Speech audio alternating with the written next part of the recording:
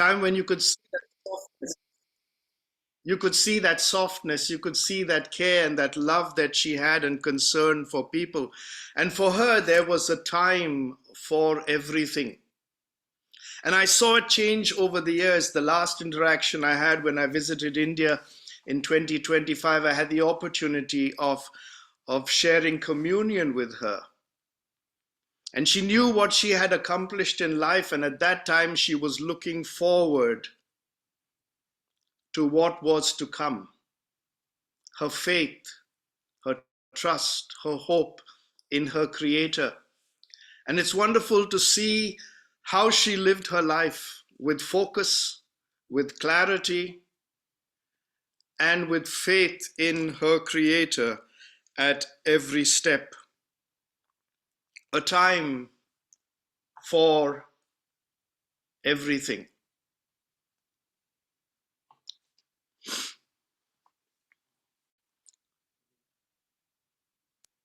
Two years ago, in the month of June, I buried my father.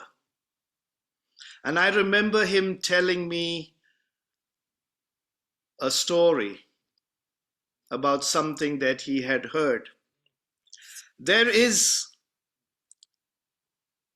a cemetery in England where there is a stone that's inscribed with the following words.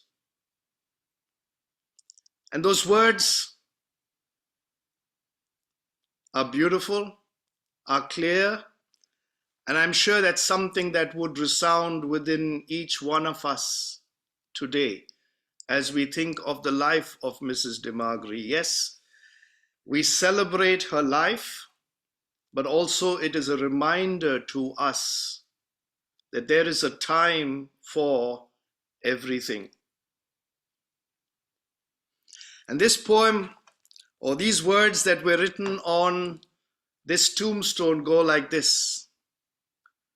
It says, "Pause, my friend, as you pass by. As you are, so once was I. As I am now, so you will be. Prepare, my friend, to follow me." And it didn't end there.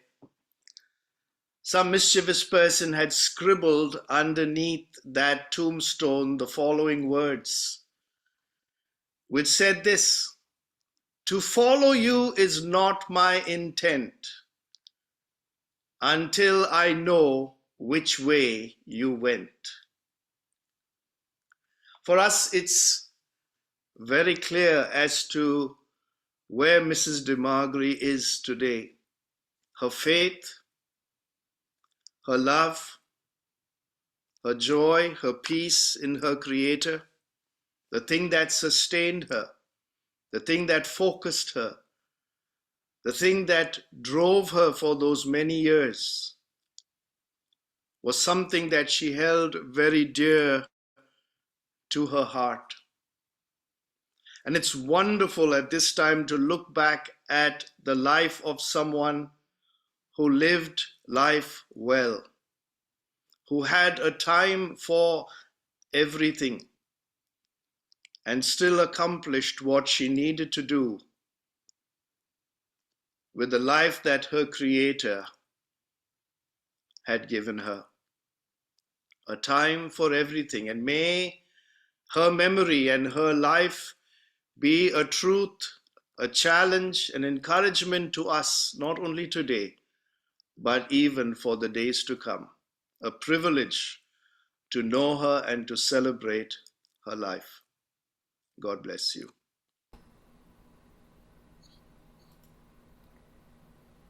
Thank you, Pastor Jas. And my apologies, yes, the Revival Church, yes, thank you so much. So we are just going to go ahead with, there's a lot of tributes. Whenever we think of our loved one, we think of putting it in song, or probably through a quote, or perhaps through a poem. And today, we have a special dedication by Rahul, the grandson again of Auntie Suj, who's going to present a beautiful poem to all of us right now. Rahul, if you're ready, it's all yours. Thank you.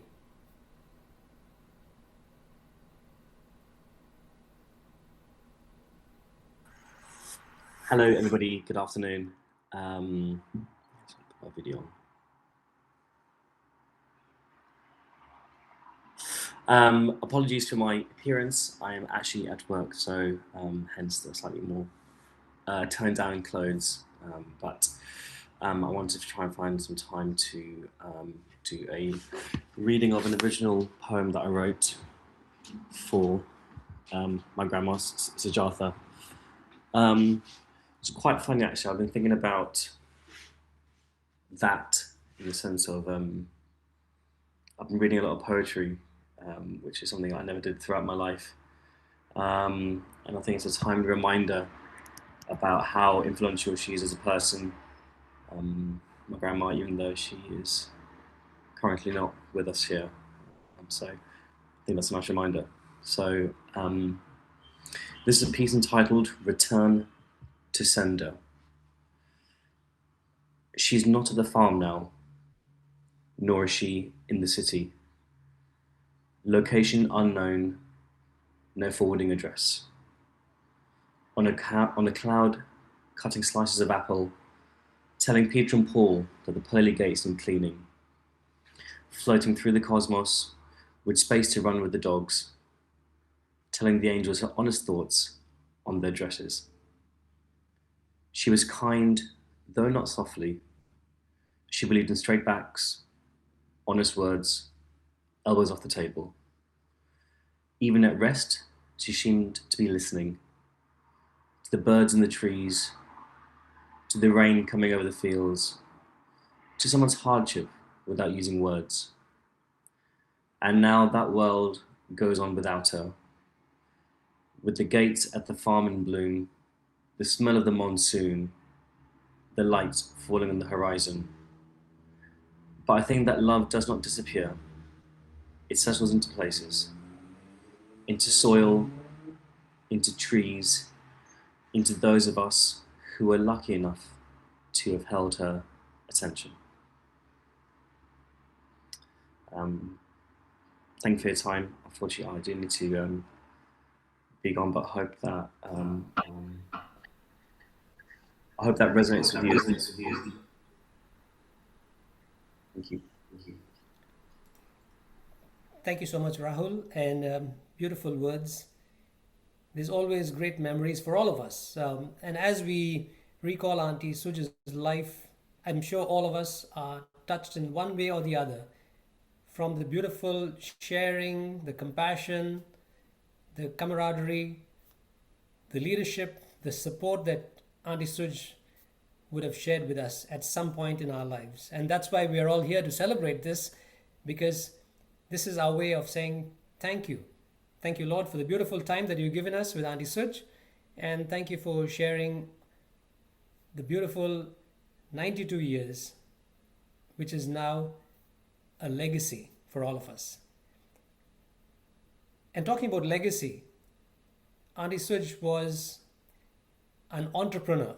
For those of you who really haven't seen that side of her, we're just going to share a wonderful video that captures Auntie Suj's entrepreneurship while she was here on this earth.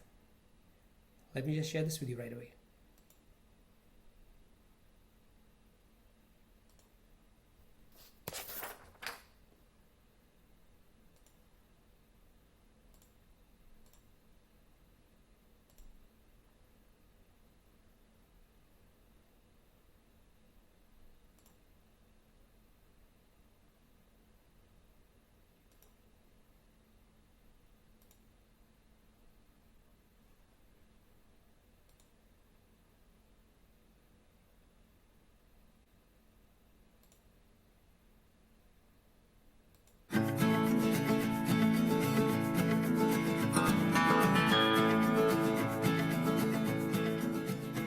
It's hard to pry yourself away from the pressures of today's booming world.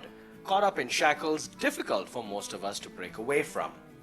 But located in the middle of pristine nature, somewhere between Chennai and Bangalore, lies a house reminiscent of comfortable old-school living by someone who's clearly cracked the code to happiness.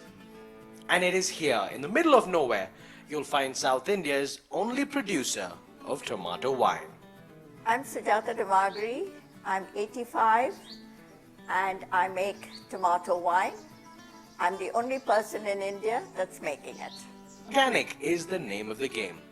Add a little passion to that and you have the perfect recipe to good living. That's her life here away from the concrete jungle, with nothing but nature and the sound of birds around, and not to mention picture-perfect frames everywhere you turn. This truly is the art of pure living.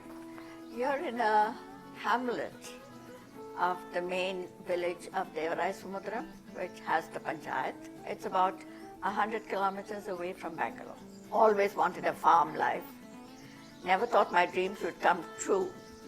Almost way after half a century of my life.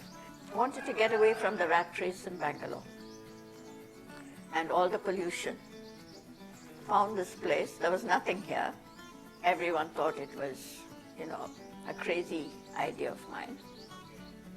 But I think I just saw the beauty in the place. So came out here and built. I started building in 98. Took 2 years to complete the building because I didn't have ready cash. I was working, so every month, whatever I earned, I would sort of bring it and put it in. In 2002, I had decided, that was going to be my last year in May. And so June 1st, 2002, I moved lock, stock and barrel here.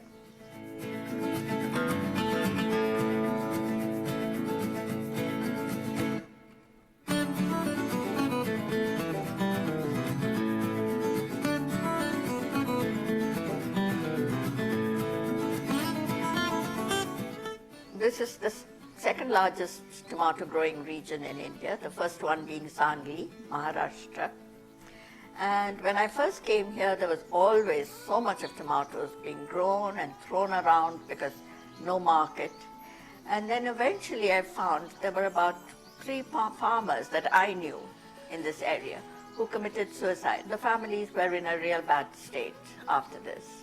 And I felt really sad about it. I felt there was something I could do to prevent it because I was into making wine and I was making wine with tomatoes even when I came here. And people who had tasted it said it was good wine. I had 3 or 4 Frenchmen who came. They were all from Burgundy and they came to spend the weekend. And so the first evening I offered them wine and they said, I said, it's homemade wine. He said, definitely. He said, we are Frenchmen, we'll drink wine. So I served them the wine. I went inside to get the snacks. And when I came out, there was a heated argument among the 3 of them. And they said, ma'am, please don't take us to be rude people, but none of us can come to an agreement on what type of white grapes you have used for making this wine. So I told them it wasn't white grapes, it was tomatoes, and they just couldn't believe it. And they said, with this quality of wine and this know-how, why have you not gone commercial?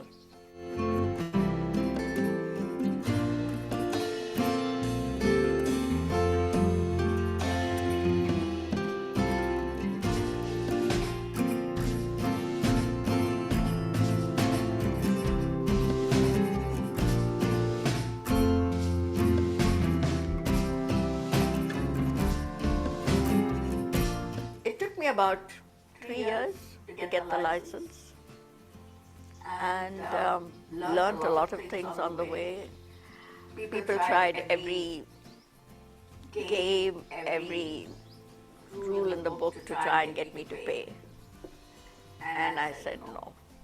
So finally, I told the then district commissioner I said, see, this is my last visit to you. I'm not coming anymore. But if this summer there are any suicides, I said, I'm calling a press conference. So a week later, he called me and congratulated me and said, please come and collect your license. This being a very new concept, it was very difficult for people to accept the fact that you can make wine with tomatoes.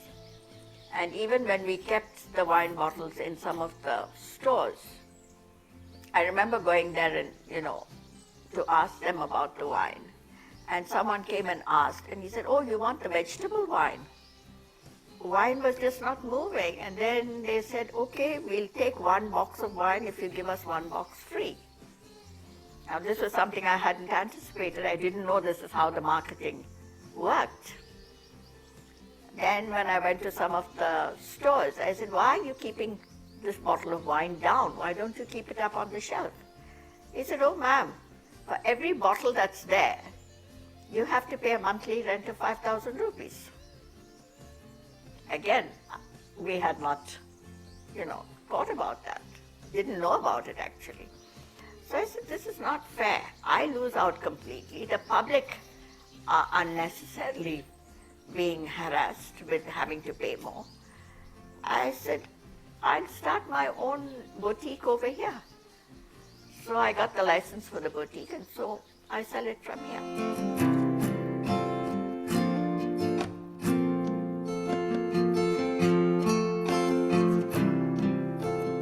Homemade wine is no new thing. From interesting ingredients to unique techniques passed down generation after generation, we've seen a lot of them. But if you think this is your typical homemade wine, well, you'd be wrong.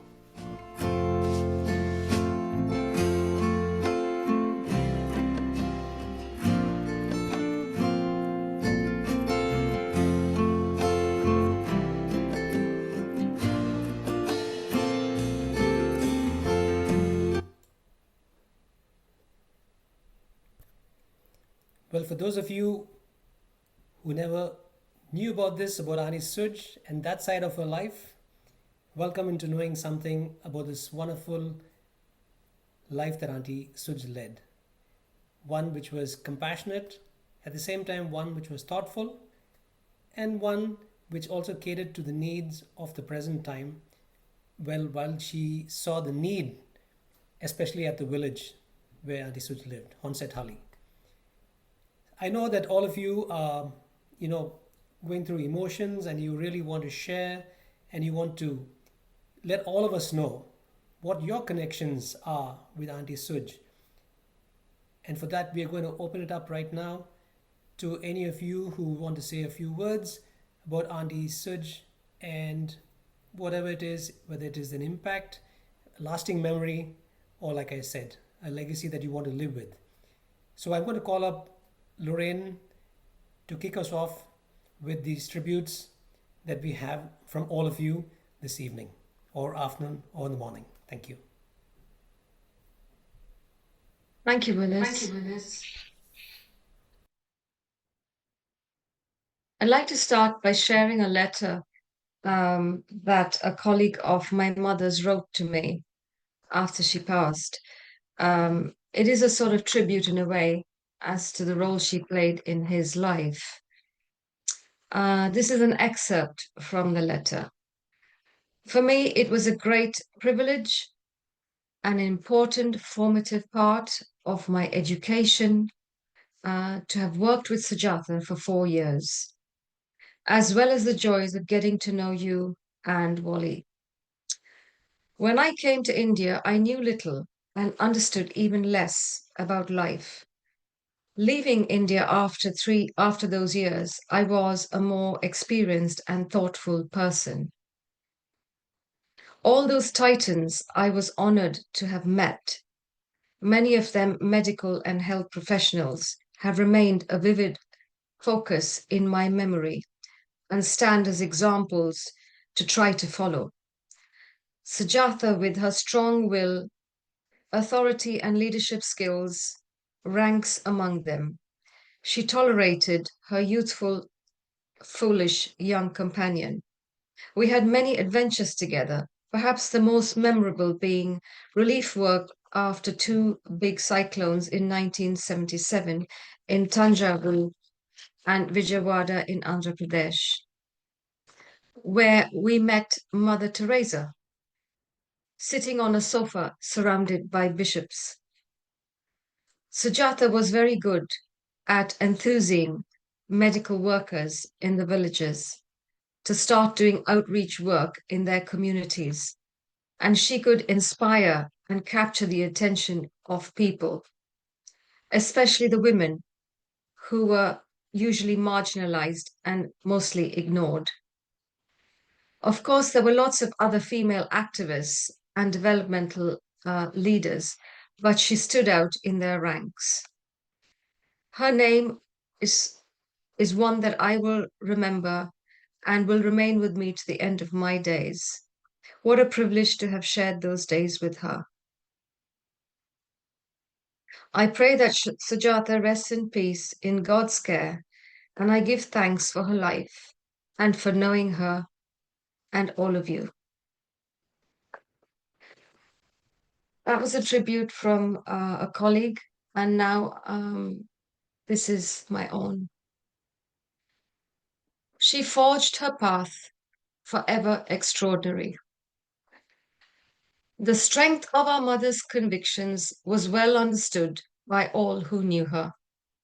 She had an adventurous and pioneering spirit, exemplified in her decision to purchase the barren, rocky piece of land and build what became Suloko Farm. We all know about her ventures as a winemaker, tomatoes no less. At the farm, she lived her dream, not something that everyone manages to achieve in a lifetime. Our mother was very proud of each of her children, Brian, Roger, Cuckoo, Cookie, and myself. From time to time, she spoke of Brian's sons, Mark, Richard, and Michael, and we remember them with affection and love. To the grandchildren that she was blessed to spend time with, she showed endless love, wisdom, and generosity. Meryl, Nigel, and Rianne, born to Roger and Murray, and her younger five grandsons, Rohit, Rahul, Ryan, Christopher, and Michael. Our mother wasn't one for grand declarations or flowery words of love and affection. Her love wasn't something she merely talked about, it was something she lived. She taught us how to be resilient and how to stand on our own 2 feet, a steady, unwavering presence in our lives. Her deep, unconditional love was the foundation upon which all our lives were built. We may not have heard her say it constantly, but we did feel it in every single thing she did. I speak now as a daughter who has lost her beloved mum, a lady of great inner strength, widowed at just 45. She raised her daughters single-handed, alongside an illustrious career working in many parts of the world. Growing up with a highly accomplished mother is a unique experience that blends deep pride with distinct challenges, offering a front row seat to the realities of ambition and sacrifice that I began to understand more fully as I grew older and started my own career. Losing our father when I was just 18 was a profound and disorientating milestone. When my mother became my sole mainstay, it forged a uniquely intense, resilient bond. She was, quite simply, my bedrock until I met Morris. She often said to him, "Now I can go in peace, knowing you will be there for Lorraine." The part she played in the lives of my three beloved sons cannot be put into words. Apart from myself, She was the only constant female family presence in their lives, the ultimate matriarch. She was their permanent safe space in the world, their unwavering cheerleader who oozed pride every time she spoke of them and to them. She offered unconditional affection and shared cherished family history and anecdotes, taught them Indian cooking, including my lovely daughter in law, who still makes mum's special homemade blend of spice powder. When a mother passes away, the world changes forever, and seemingly ordinary everyday details transform into vivid reminders of her, sudden triggers or little moments. A simple recipe can bring her memory rushing back with startling clarity. A fleeting glance of her handwriting can instantly make her feel physically present. Homely objects that once seemed mundane are now treasured possessions. Do come to mind a tapestry that she worked on for hours on end, a labor of love that she presented to me many years ago. It was a large piece, not one of my favorites particularly, but I framed it for the bedroom that she always stayed in when she visited us. I look at it now and it is amazing. Made with her own loving hands, the deep emotional value now attached to it, alongside the tangible warmth, comfort, and nostalgia that it brings. Wearing a dress worn by your mother is a deeply profound experience. It feels like wearing an embrace. She loved batik prints and got this fabric from Sri Lanka while she was working there as a young lady.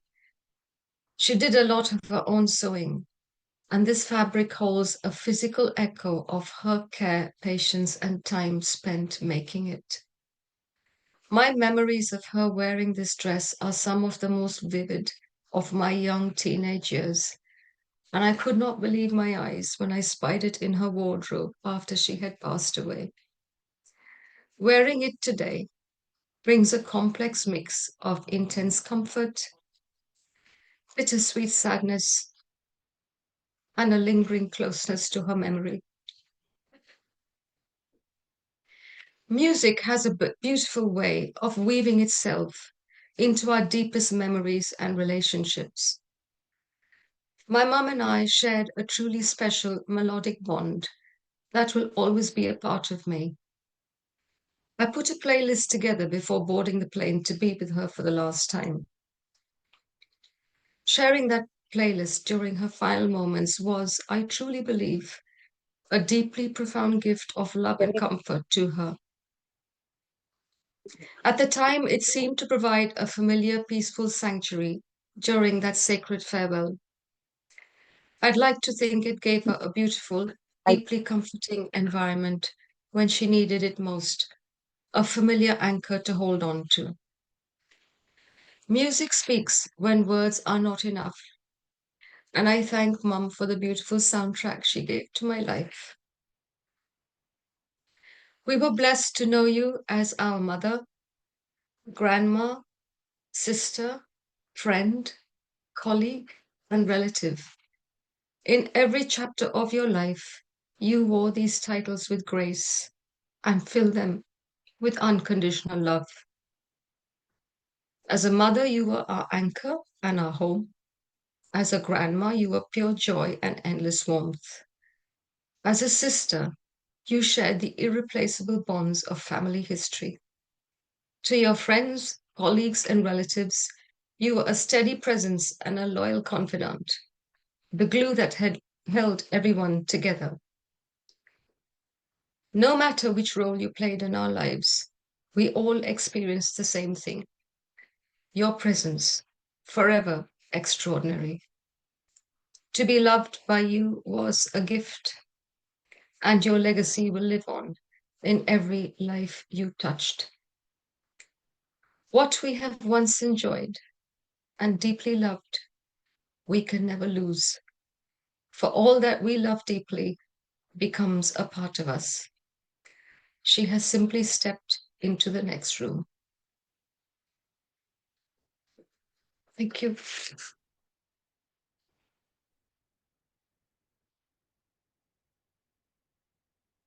Thank you, Lorraine, for sharing your tribute.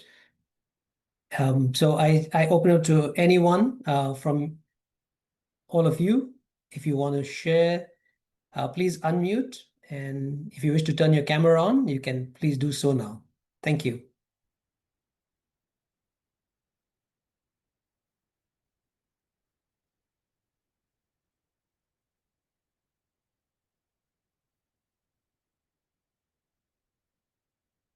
I can go next. Well,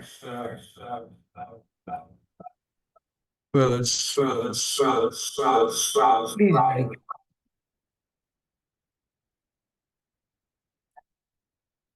all right.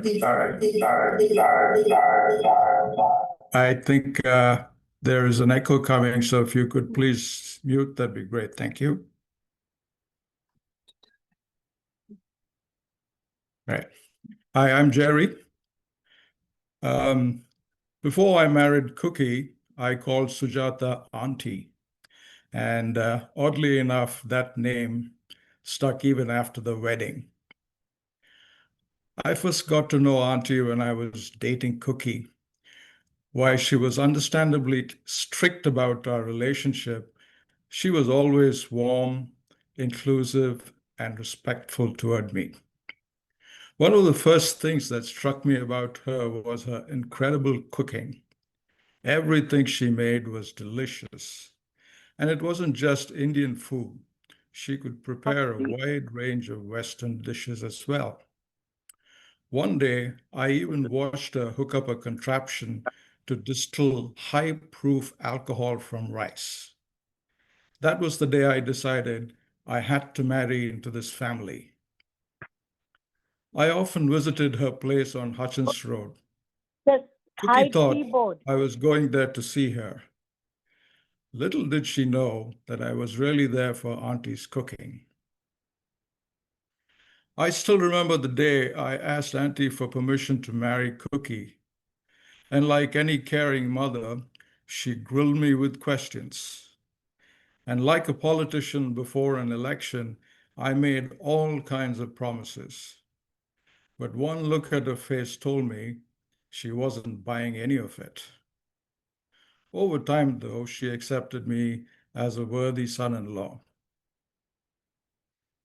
Auntie was fiercely independent and deeply principled. Once she believed something was right, she never wavered, regardless of the circumstances. In fact, I think she is one of the few people I know who never encouraged any underhand dealings, especially in an environment where many viewed it as necessary to get things done. She remained steadfast in her principles and refused to compromise her integrity. Although she projected a certain toughness, beneath it was a caring, generous, and thoughtful person. Whenever she visited us, she would arrive with 2 large suitcases packed with thoughtful gifts for friends and family. When she returned home, those suitcases would be filled again with gifts for people back in India. And while she was here, she always made time to visit everyone she knew. She believed deeply in nurturing relationships that lasted a lifetime.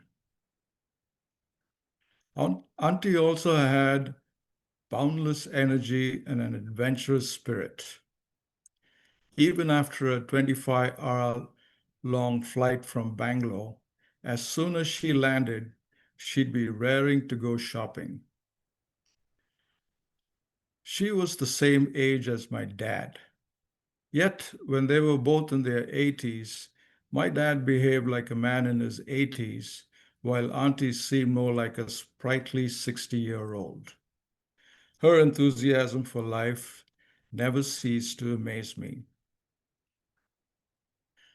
Whenever she visited, she and I would have long conversations and spirited debates about everything from politics and religion to health and philosophy. We agreed on some things and disagreed on others. And with her typical retort, what rubbish thrown in for a good measure. But our discussions were always thoughtful, respectful, and I learned a great deal from these conversations. Her curiosity about the world and her desire to keep learning seemed limitless. Above all, family was the center of Auntie's life. She deeply cared for every one of them. She especially doted on her daughters and grandchildren. The affection and admiration her grandchildren have for her is remarkable. She earned every bit of it because she took a genuine interest in their lives, encouraged them in whatever they pursued, offered guidance without being overbearing, and showered them with gifts. Although Auntie is no longer with us, memories of her will always remain, and the life she led will continue to inspire us. We will miss her dearly. Thank you. Thank you so much, Jerry, for sharing, the wonderful side of Auntie Suj and a lot of those anecdotes that we all can relate to with Auntie's sternness, but yet a compassionate outlook. Thank you. So I invite anyone else who wants to share and, help us all understand. Yes, please, Sanjeev, I can see your hand raised. Please go ahead.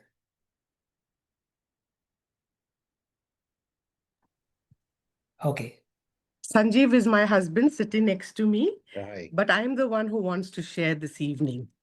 Please, sure. So I'm Esther Khatri from Nasik, and this is to someone I admired almost all my life.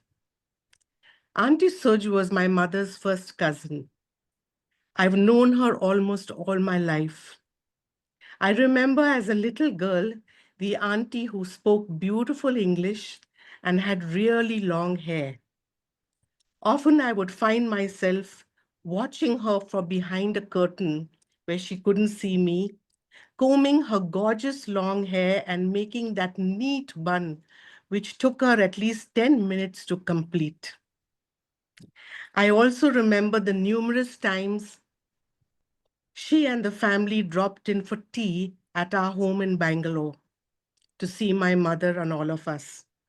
She loved and cherished family and relations, and we simply enjoyed the laughter and fun which came with her and the family. Apart from all of this, I've admired her wisdom, her enthusiasm of getting her farmhouse built, and the extraordinary wine she developed, which Lorraine has just spoken about. Above all, her resilience and patience with all the battles that she won. For me today, she's just gone on before to widen the circle of all the loved ones who have gone before her. I will miss her every time we visit Bangalore, and I will always cherish the time she came to Nasik with Lorraine and Morris to spend a few days with us, bringing with her her wonderful dol made with her own, the putu rice which she grew in her own garden. And that was something so precious. Memories are precious and special, and she has left us so many of them, especially her WhatsApp messages she had mastered forwarding. My heart goes out to Roger and Lorraine and Cuckoo and their families. But I believe the Lord will strengthen, give them courage, and as they remember her, they will remember her with joy and bless the Lord for her presence in their lives. For me today, I'm so glad she was my aunt, my Auntie Suj, and my life is only the richer because she crossed my path. Thank you so much for this time. Thank you so much, Esther. And appreciate your sharing. As always, every tribute enriches our thinking and understanding of Auntie Sud. So anyone else would like to share, please unmute and you can speak. Thank you.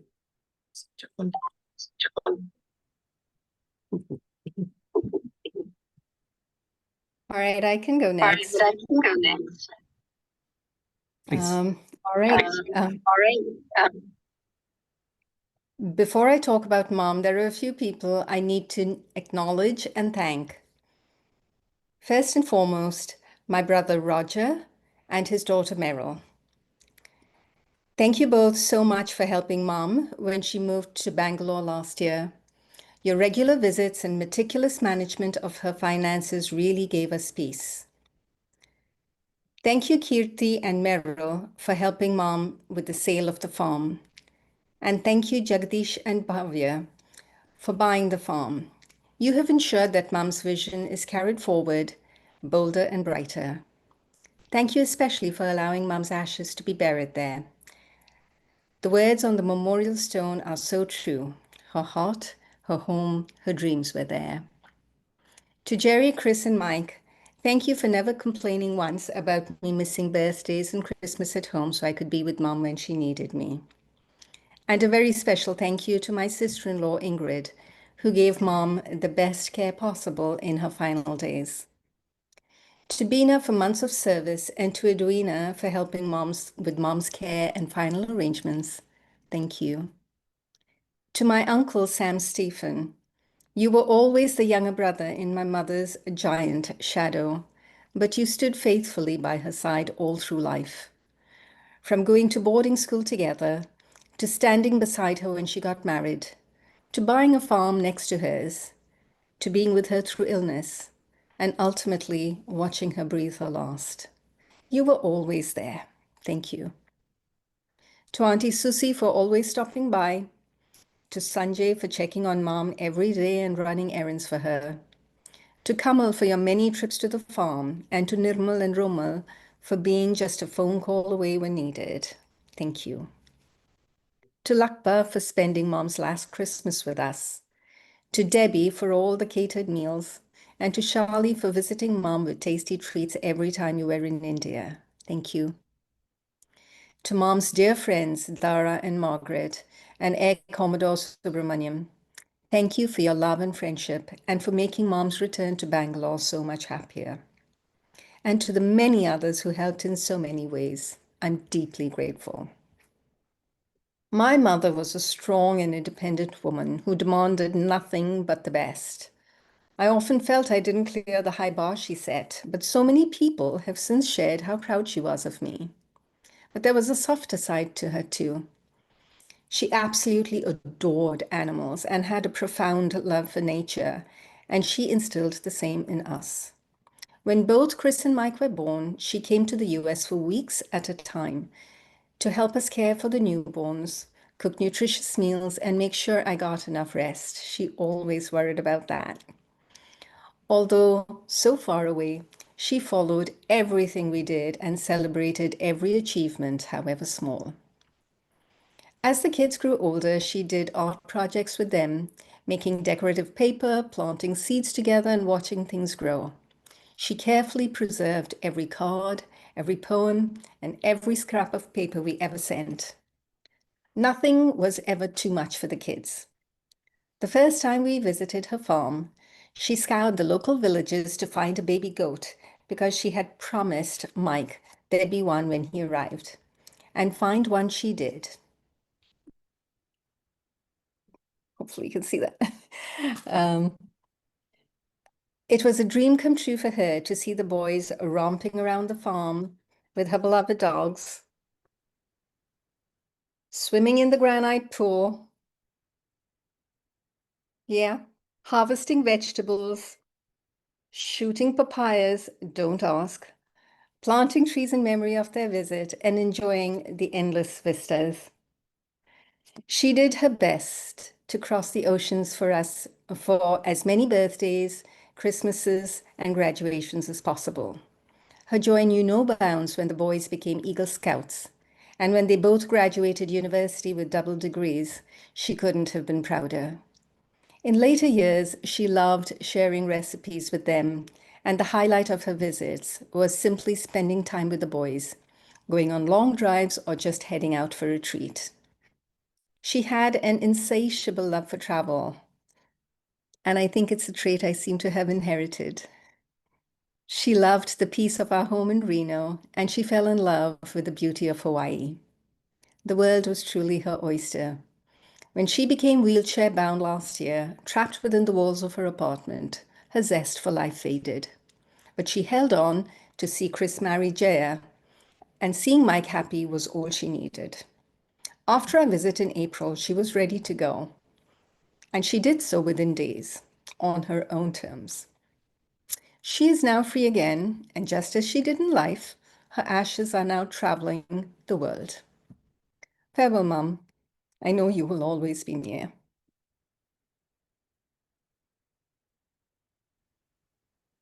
Thank you, Cookie, for sharing your tribute as well. Wonderful. We'll move on to Wendy, who has a hand raised. Thank you, Wendy.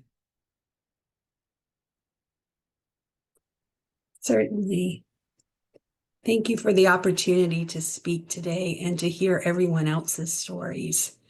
So, greetings, everyone. My name is Wendy Jolly Cobby, and I am the president and CEO of Global Health Action. And I speak today on behalf of the board, the staff, and the entire Global Health Action family around the world. So Sujatha has long been an important part of our family. Global Health Action, or GHA, as we're affectionately known, was founded back in 1972 as the International Nurses Services Association, or INSA for short. In 1975, Sujatha and two other nurses from India attended INSA's first training program for international nurses here in Atlanta, Georgia, in the United States. At that time, Sujatha was serving as the first female assistant field director for Oxfam. Sujatha and her two colleagues, after they graduated from the INSA training program, went on to found INSA India in 1982, a few years later. By 1993, INSA India had trained 260 village health worker trainers, and those trainers had trained 12,500 village health workers who collectively served over 12 million people throughout India, Bangladesh, Sri Lanka, and the Rodriguez Islands, as well as Nepal. I should not forget the additional country. That work continued, growing and growing, reaching more and more people with a focus on women, adolescents, and marginalized communities, the members of our societies whose health is most at risk. And in fact, that work continues today. A few years ago, INSA India merged into the Suniti Solomon Foundation, whose mission is to empower women, adolescents, and marginalized communities through education, healthcare, and rights-based advocacy. And Global Health Action continues to partner with the Suniti Solomon Foundation.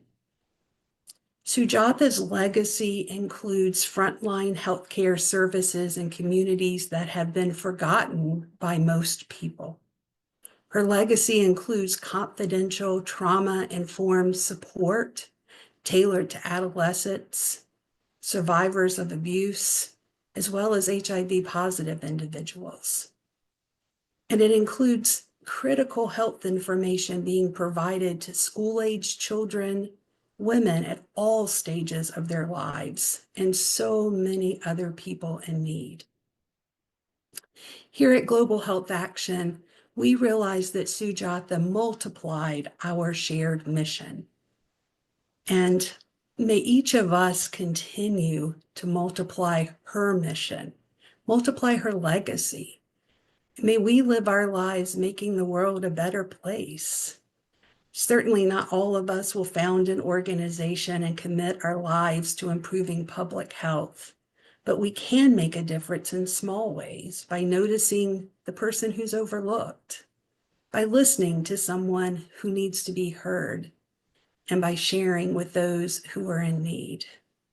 Her legacy is incredible, and I know that each of you know even the bigger story of her legacy. But here at Global Health Action, we are proud and grateful that we are part of her story and that she is part of our story. Thank you. Thank you so much, Wendy. Appreciate the sharing, and it's always so wonderful to hear the impact Auntie Suj had around the globe. So I'd like to go next with Anna, and then Titus, and then of course with I think Robin Davis. I think we'll just take it that order. Thank you.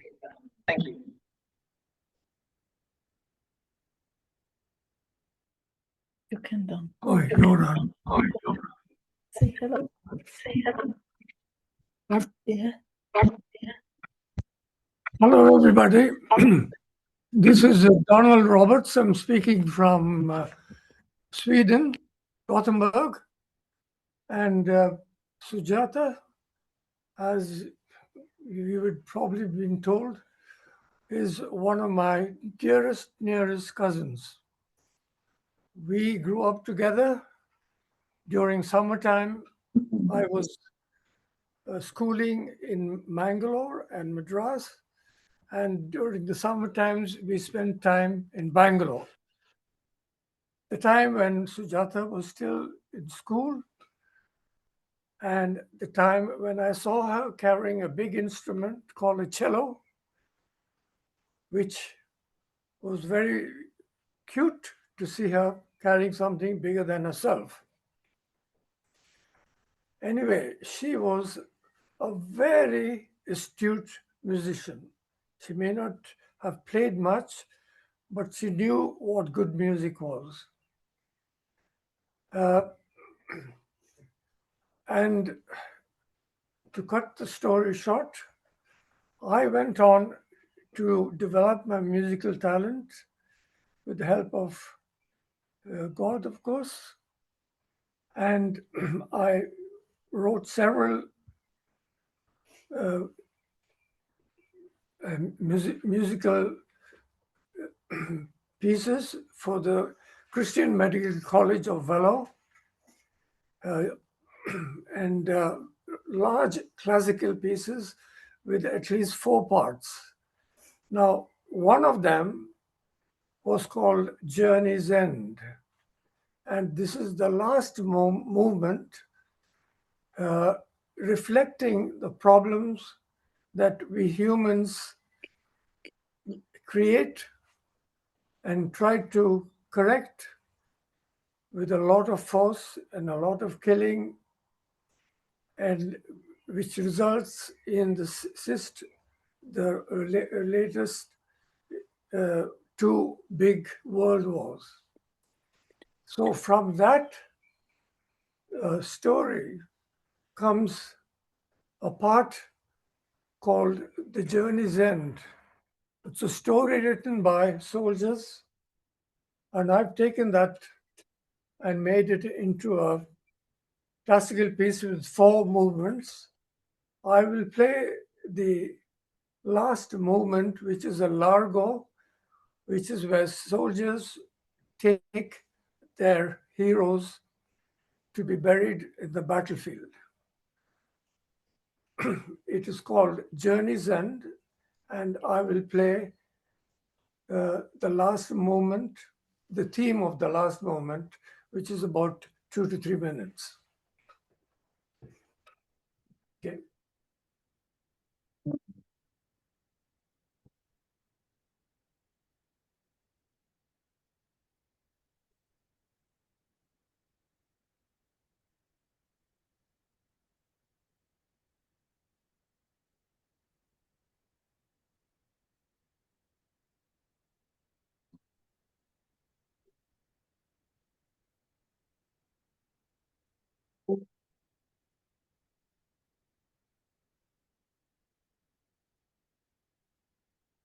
I think unfortunately we can't hear any sound.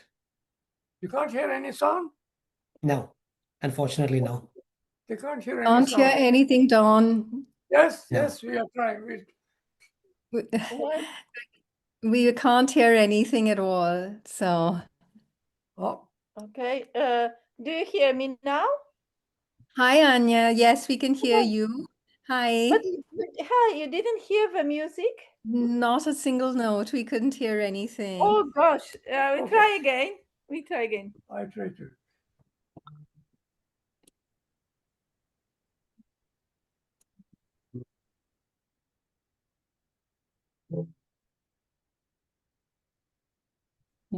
No, unfortunately not. Still not? Yeah, because what happens when you play an instrument outside, Zoom doesn't pick up those Okay. sounds. Sorry. Yeah. Sorry. So we cannot. Really sorry about it. Okay. Okay, with all don't the worry. love and Don't yeah, worry. Okay. Thank you. Thank you. thank you so much for all the love and all the sharing to both of you. Thank you. Thank you. Appreciate it. Thank you, God bless. Anya and Don. Thank you so Thank you. much. Thank you. Okay, we would move with Titus, please, to share, and then, of course, we would move on. Yeah, hi, Titus. Can you hear me? Yes, please, go ahead. Yes. So Cookie and I went to the same school, same class. I did not know Auntie too much during school, but it was after we left and Cookie's pioneering spirit in getting the class together that I got to know Auntie. I was privileged to visit her farm 3 times, once with my wife, once with my son, and once with my class. And that's when a spark, her life inspired me. And I couldn't believe it that she could do this all by herself.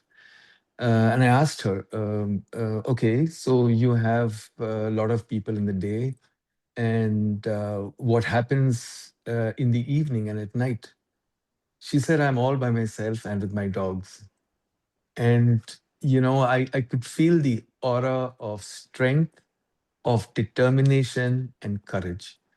And that really seeded something in me. And I told myself, hey, look, she's perhaps in her late 70s or early 80s, and she's looking much younger than what she is. And I said, I must do something what she's doing. And that's when, the desire was seeded in myself to also to take up farming actually. And I've been on this mission to buy a farm and do something. And that's something that I will definitely do once I retire. I've still not given up working. But that's the legacy I think Auntie has left in me. And I think we were very privileged to know her. She also visited our home in Bangalore on one occasion, and then she used to also do those famous WhatsApp forwards now and then. And that's my memory of her. But what I will continue to cherish and keep is the inspiration that she is to me even now, and that the day I accomplish that, I will continue to remind Cookie that yes, now I have arrived in life. So I'm very privileged for her life and what she has been and the way she has touched so many of you. And I'm even more determined after hearing the impact that she's had, that her legacy will live on, and that there are many people here on this call who will continue to keep that alive. So thank you very much, and may God bless the family as they go manage through this difficult time. Yeah, thank you. Thank you so much, Titus, and appreciate all your sharing. And now, thank you for waiting patiently. I'll turn it over to Robin Davis. Thank you.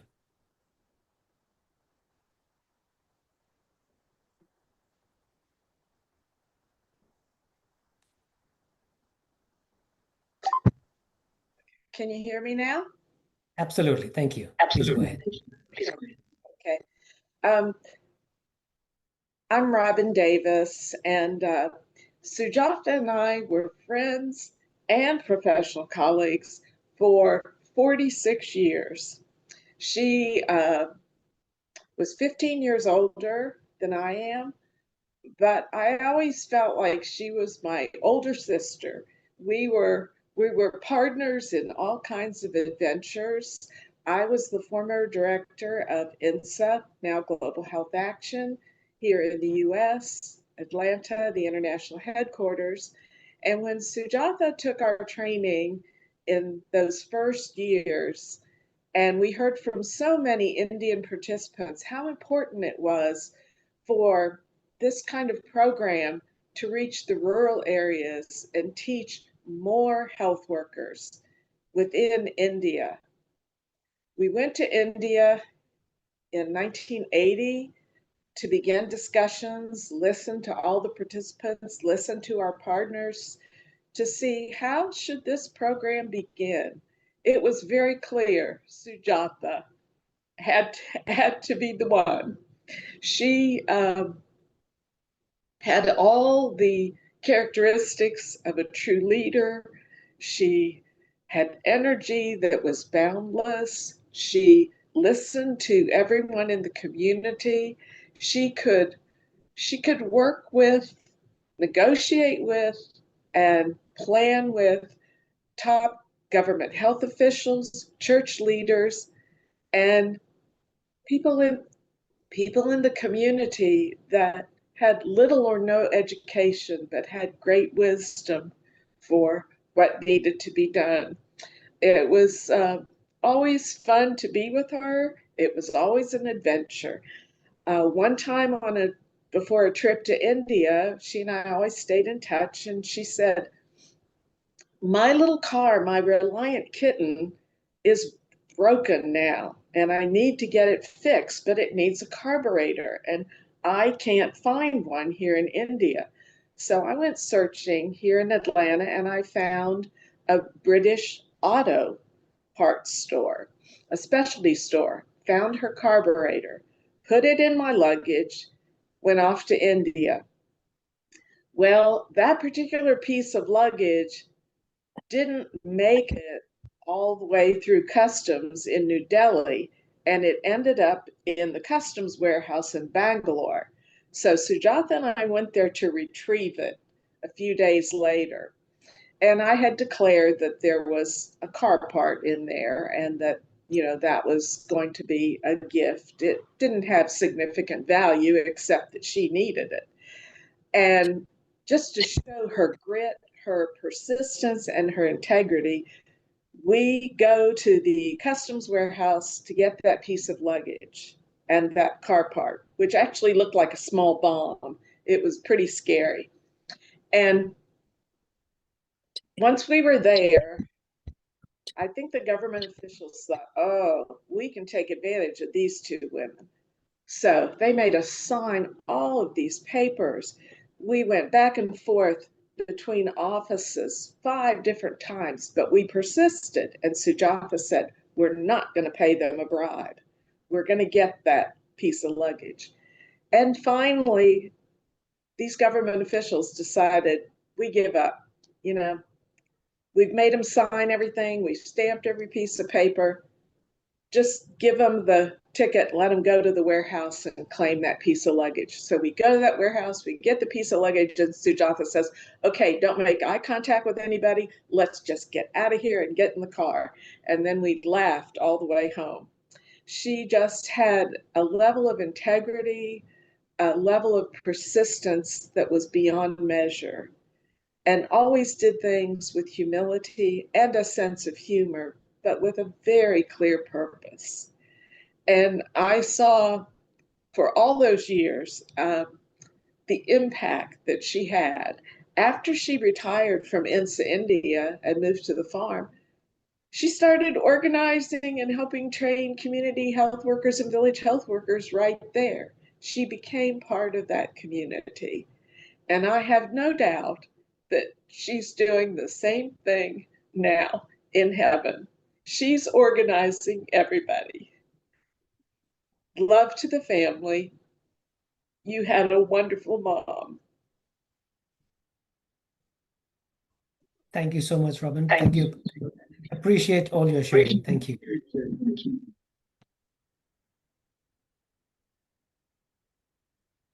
Okay, I open it up to anyone else who want to share. Thank you.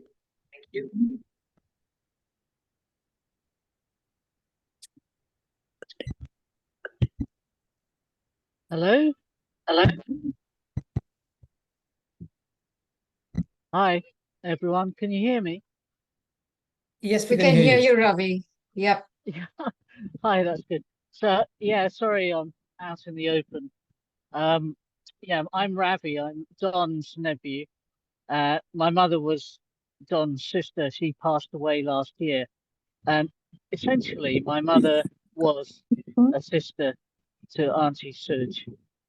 She always looked at Auntie Suj as her older, wiser, stronger, more steadfast elder sister. Um, and what I remember is, so my mum had her, really tough periods in her life, lots of downs. Of course, there were ups, and myself as well. I had a lot of downs in my life and a lot of ups, and it was always, I think, above all, above any other family member that I've known in my life, Auntie Suj was the steadfast, strongest, most principled, as Jerry said, trustworthy. You knew where you were with her. You knew you'd get solid advice, whatever it was about, relationships, career-wise. And she gave me advice on my career, as did Cookie and Jerry too. And that transformed my life. But my earliest memories of her were from, I think, when I lived in Bangalore, and that was in the early 70s. I remember her then, along with her husband Wally, lovely people. And then I moved to London, and she visited my mum and Jackie in London several times, and we had a great time there. I'm sure she was in Sweden when I was there with Uncle Don as well. And then over in San Jose and San Francisco when I lived there, I saw her then, and it was always the same stable, strong, steadfast, just a great person to get to know and to talk to about, any problems you're having or anything you wanted to discuss. It was so wonderful to have someone like that there. And then of course I came back to London from San Francisco, and I saw her in the various different places that I lived in London, and where I'm currently living now with my family, and also at Lorraine's place a couple of times, which was wonderful because I got to introduce her to my children. So Emily and Daniel, who are now six-year-old twins. And what I'm going to take with me, and make sure Emily and Daniel know all about Auntie Suj and her life. She's a fantastic role model for them to look up to. And all the qualities that people have mentioned don't really go far enough. I didn't know that she was such an entrepreneur until today. I heard about the farm. I sort of heard about some winemaking, but I didn't realize just how substantial that was. So these are great lessons for me to pass on to my family as they grow older, uh, and hopefully wiser and accomplish things. They will take the lessons from Auntie Suj into their lives and hopefully pass it to their family's lives. So her legacy will definitely live on. I've no doubt about that. And as for me, she was such a lovely influence in my life when I had all my down periods, and there've been several of those, and she was always there, someone I could look to, I could trust, and who cared about me, and that was just wonderful to have. So, Auntie Suj, you're going to be loved and missed by all of us, but I'm going to make sure that your memory lives on forever. Lots of love from all of us. Thank you. Thank you so much, Ravi. Appreciate all your lovely sharing. And now we move on to Edwina, who's ready with her tribute. Thank you, Edwina. Thank you, Willis. Well, I actually put it in the chat, and then Cuckoo said, in case people haven't read it, well, that's just very short for the little time that we have. But for me, it was, what to say, a career pathfinding that I met Sujatha after my master's in nursing. And here was someone who was willing to actually get into rural India and do things that, that we needed to do for the communities out there. So for 5 years, I will treasure the amount of mentoring that she did in all the little ways that we not only trained people, which Robin as well as Wendy have spoken about, but also how we implemented the follow-up after every training. So if I say she walked where dusty village pathways bend and taught the world that healing must begin there, not only through hospitals and halls, but through women who carried hope and care. She knew even in those deep areas, it was the women that could actually hold families together, and there were a lot of forgotten voices that she got others to hear, whether they were people who were discarded by families, whether they were children that were almost getting killed, or in places where female infanticide was more, or even when it came to people living with HIV or people from the LGBTQI communities. They were all human, and she planted courage in them. Because of her, INSA India started the HIV program, and that was really funny. She said she went to a conference with Robin in Nashville on HIV, and she was so bored, and so she was doodling. And that's when it kind of struck her she can come back and actually teach young people out here how to prevent HIV. So she was always coming up with these new innovative ideas. And even after the workshops were over, the visits were over, whether we had to travel 3 days and 3 nights walking into places where there was no electricity, by bullock cart or by air, it was there. She was comfortable anywhere. And definitely, if I am carrying on the work in public health, a lot of her has rubbed off on me. So, with every word that I write and with the work that I continue doing, I know a part of her carries on. Thank you. Thank you, Edwina, for sharing those wonderful thoughts and experiences with Auntie Suj. I can see, is it Ruth Hema's phone? Yeah, please go ahead, please. Thank you.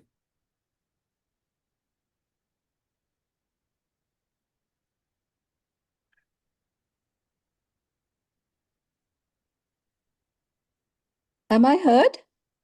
Yeah, I can hear you now, please. Thank you. Am I heard? Yes, Hello? we can Yes, hear you. Ruth, we can hear you. Oh, but I can't hear anyone. It's very faint.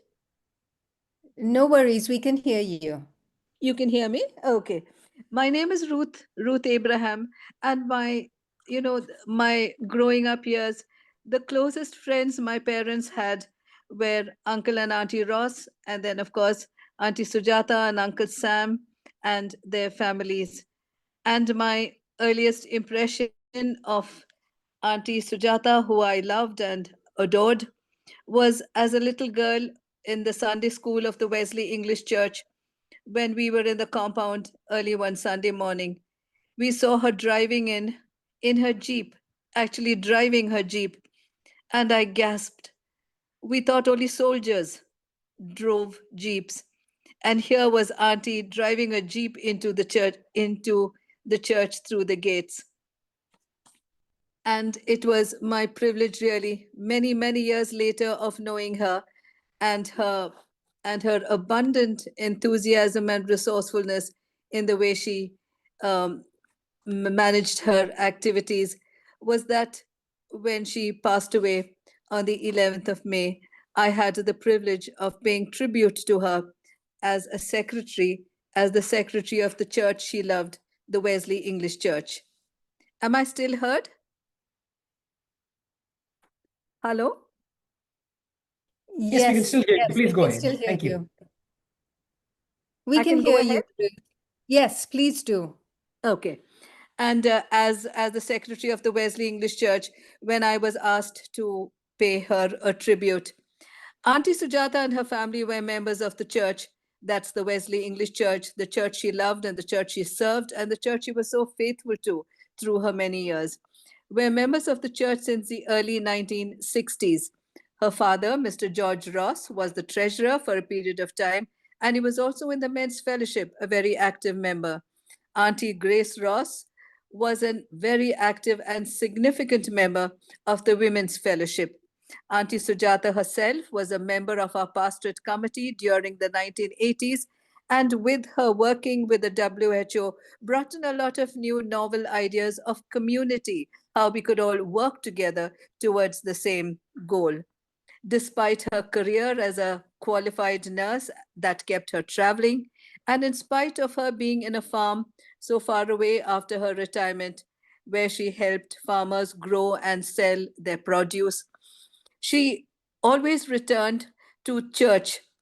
She continued to be faithful to her church, and many days during the Lent and during the Christmas season, she would come out of the farm and stay with friends where she could attend to all our church services. When she began to require medical attention, she sold her farm and then moved into her flat where we were able to go and visit her regularly. Her fortitude and her determination molded her life, her choices, her challenges, and her achievements. She leaves a legacy of courage, a legacy of trust in God, and a legacy in the manner in which she demonstrated her quiet surrender of the shackles of life that she didn't want to be held back by as she walked up that proverbial stairway to heaven to meet her Creator. As a church, when we lose senior members, we grieve with the families, and we are grateful to God for the life and the witness of the members we lost, because we lose not just individuals, but we lose living history.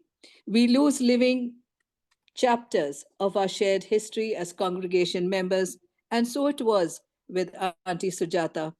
But the church, with every loss, also receives the responsibility of preserving and sustaining the legacy that they leave behind.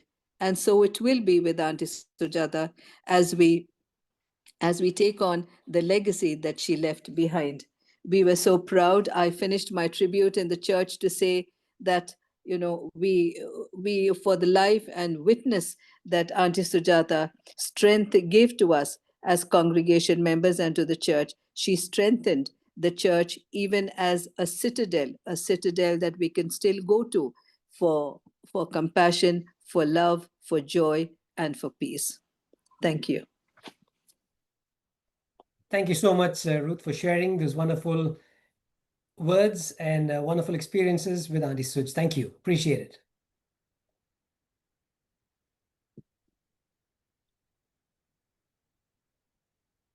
I invite anyone else who would like to share any thoughts or a tribute. to Auntie Suj.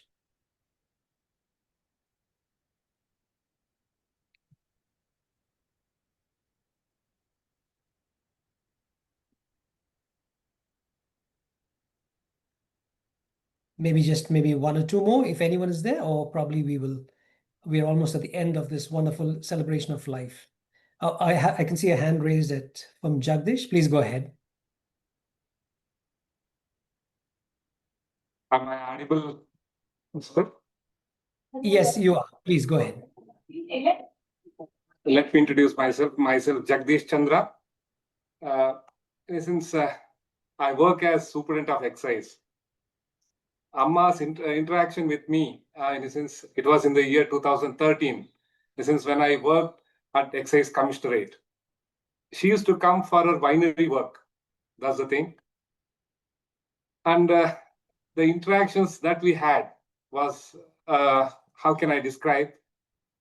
It was, the thing is, she was very much.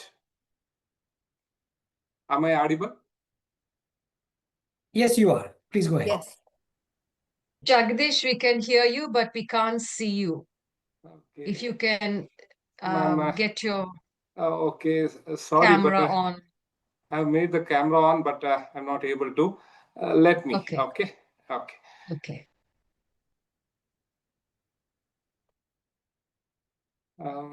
The interactions were regarding the winery sector as such, one, and also with the villages, the farm, everything that she used to tell about the plight of the farmers there, the tomato growing people, in a sense, how they committed suicide, and the need of having a winery.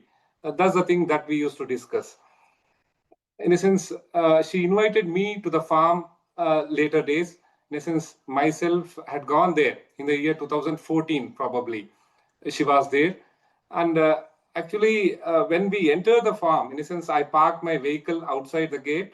And when I entered, there was a sort of positiveness. Everywhere, I can see, I can feel. That's the thing. In a sense, when I entered, in a sense, it was like a forest I could see. Actually, I being a forester, in a sense, I did my graduation and post-graduation in forestry. In a sense, I could see a mini jungle there, a sort which I can describe.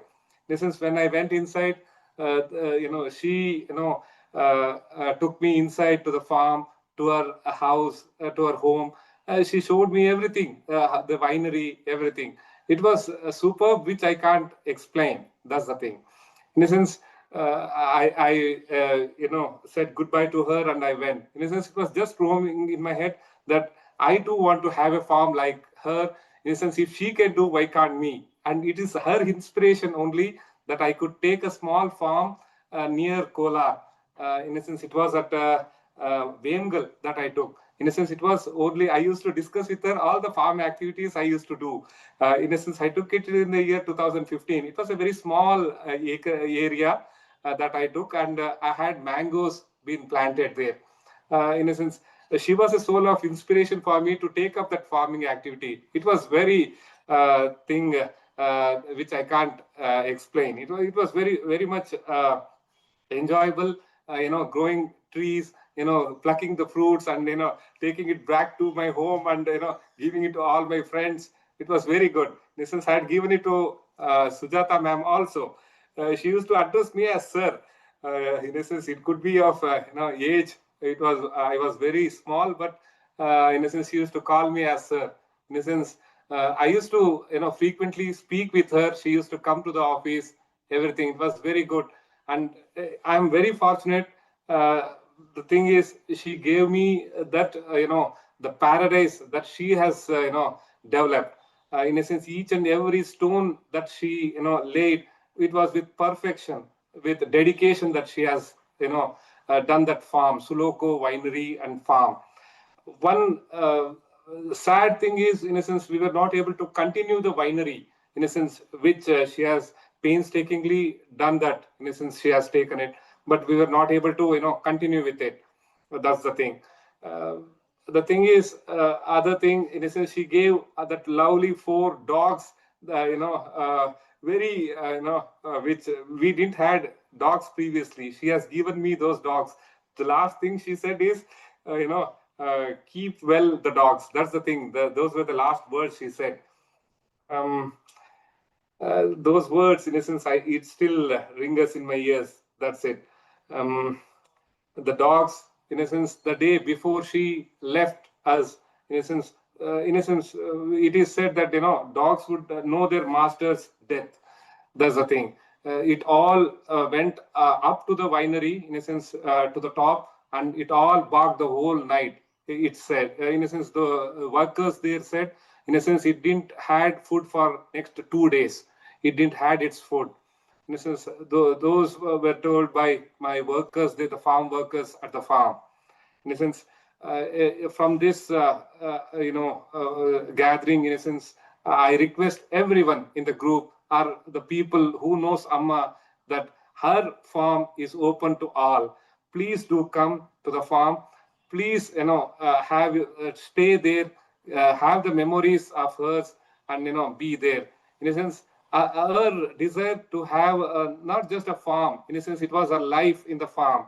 In a sense, she planted each and every flower bearing plants. It could be the trees, the rocks, everything. In a sense, she has done it painstakingly with every thing.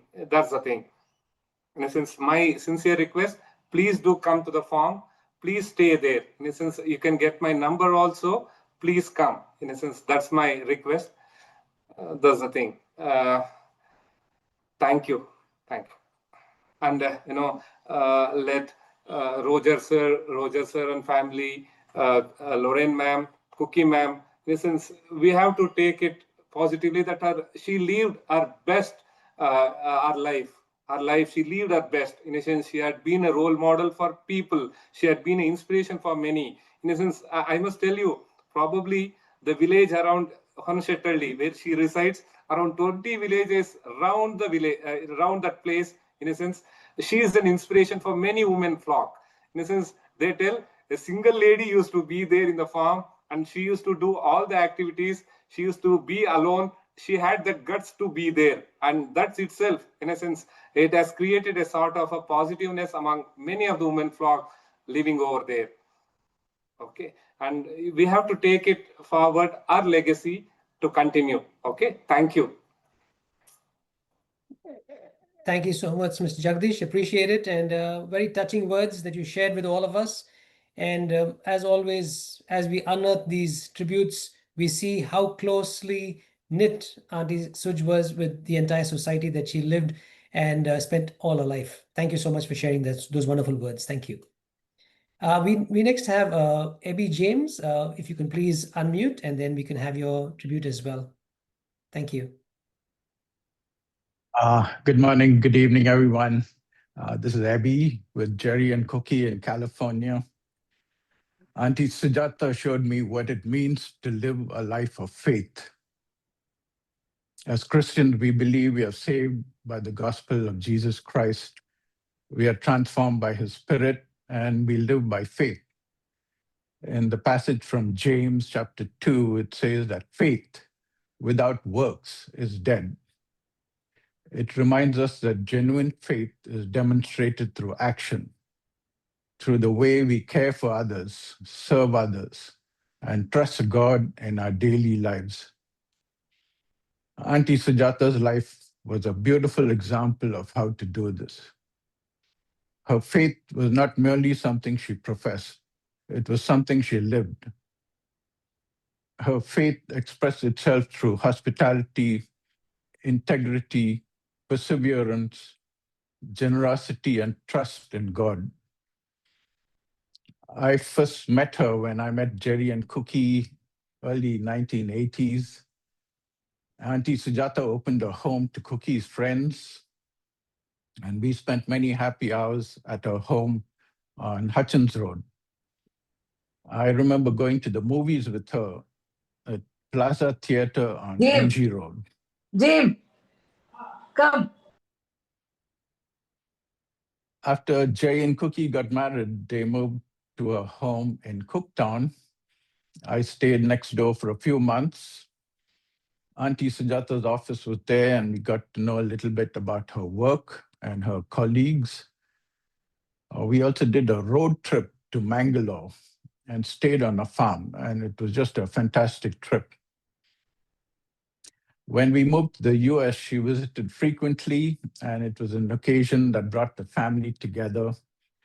And having her presence with us was just a joyful celebration.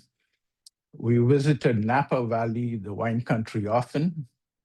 And so when she started her own winery, we followed that enterprise with great interest.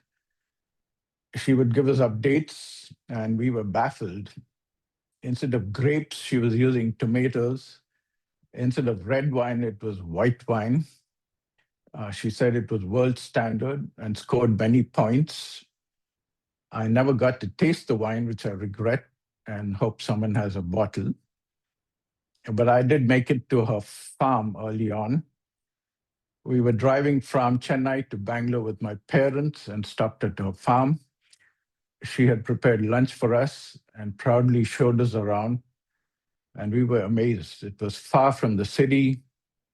Her home was designed and built with the rock from her property. She was managing the farm all by herself. Lots of critters around. It must have taken a lot of courage and faith to do that. And what was impressive was the way she pursued the winery business. She refused to pay bribes, no matter how long or difficult it was to obtain licenses and approvals. She remained steadfast. She never wavered in her belief that it was the right thing to do and that God would open the right doors in His time. And it paid off. She told me she was involved with the village nearby. I think they asked her for advice on farming or help to resolve disputes in the village. And she would participate in the village council meetings, all men, by the way. And she knew the local language. She was ready to help whoever needed help.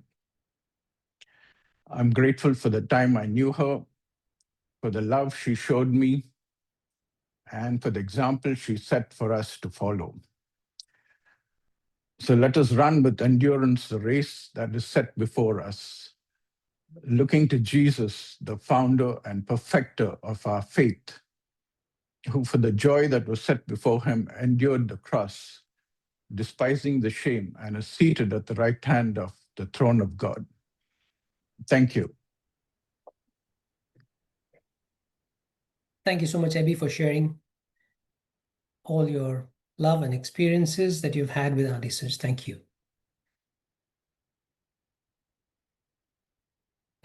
Is there anyone else who want to share while we come to the end and we're about to wrap up?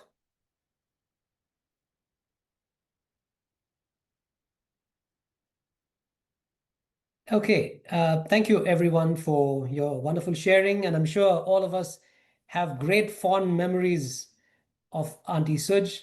Let's keep those memories live and kicking. Let's keep it fresh in our minds, and let's always keep that visual in front of us, that beautiful smiling face of Auntie Suj. So as I like to say thank you to all of you, I would like to turn it over to Cookie to share her thoughts, and as we close this wonderful celebration of life. Cookie, over to you. Thank you. Sure. Thank you, everybody. On behalf of our entire family, thank you all so much for being here today to celebrate my mom, Sujatha. Looking at my screen and seeing so many people gathered here together from all over the world is incredibly heartwarming. It's truly an honor to her memory, and I'm sure Mom is smiling down at us. Thank you, Kamal, for setting up the Zoom call so that all of us could be here today. And a special thank you to Willis Langford for so skillfully putting together, on very short notice, the video montage that we opened with, and for leading the program and introducing each segment. Thanks, Mike, for doing the Bible reading, and thanks, Jazz, for staying up late to share a beautiful and very appropriate message with us. Mom always spoke so highly of you, and I can see why. Thanks, Rahul, for that touching poem about Mom. What a wonderful tribute. And thanks, Romo, for being instrumental in getting the video of Soloco Winery made. And to each of you who spoke today and shared such lovely memories of my mom, thank you. Thank you so much. It was so nice to hear what all of you had to say. She was an incredible woman, multi-talented, and always wanting to help people in any way she could. She dreamed big and was never afraid to do the hard work to make it a reality. And I hope she will be an inspiration to each of us to do the same. Thank you all for being here today to honor her memory and to celebrate her life. Good night, good day, and hope to see you all again soon. Good night. Goodbye. Bye-bye. Bye, everyone. Thanks for being here. Bye. Love to you, Cookie, and the family. Love Bye, you everyone. too. Bless Thank you, you. Robin. Bye, Esther. Thanks for speaking. Thank you, Cookie. Bye. Bye, Lorraine.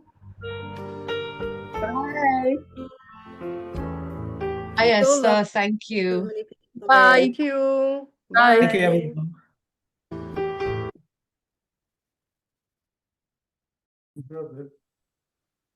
I'm still on. Just say bye. That could be. Hey, Emily. Hi. Hi. Hi, Emmy. Hey, Ralph. Thanks for dialing Bye. in. Yeah, I'm just Bye. taking off Bluetooth. Bye. Can you hear me? Yes, I can. Thank you so much for calling in despite being out. Oh, my pleasure. Yeah, sorry, I couldn't join on the time. I No, was no, no, driving no. around. All good. That's finished Thanks so much for calling in. But it's a lovely day. I'm sure your mum was here as well. I'm sure she was. With my gran. So, Yep. thank you so much. I'll say Thanks, Rob. bye. Love to Bye. everyone. Love you guys. Bye. Bye.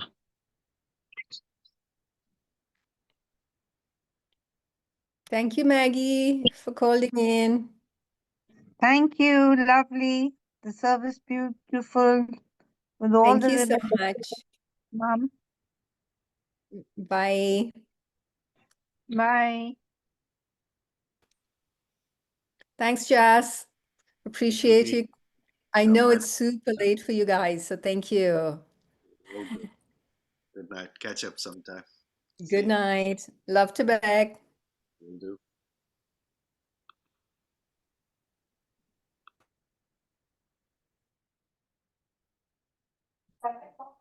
Thank you, Jagdish, so much for the beautiful, beautiful tribute and for sharing that story. Thank you, ma'am. Thank you, ma'am. Ma'am, thank you. Thank you, ma'am. Of Bhavya course, is thank also you. here. Bhavya, Bhavya, thank you so much for joining in. she's Really also here. appreciate it. Thank you, ma'am. Thank you. Thank you. Bye, ma'am. Bye. Sheila, bye. Bye, You have to Sheila. come. You have to come to Bangalore. Okay, right? I will come. I will come. You have to. Okay, with family. Bye. Thank you. I will. Thank you. Come down to 15. Bye, Banji. Day. Bye. Bye, Mick. Thanks for calling in. Good to see you guys. Hey, Boone. Thank you, Boone Queen. It was very good. Better than Thank you. No, doesn't matter. No, she also said a beautiful thing. Thank you so much for dialing in, guys. See you here or there. We'll catch you. Yes, See you. we'll catch Bye. up. Bye. Bye. Bye, bye, bye, bye, bye.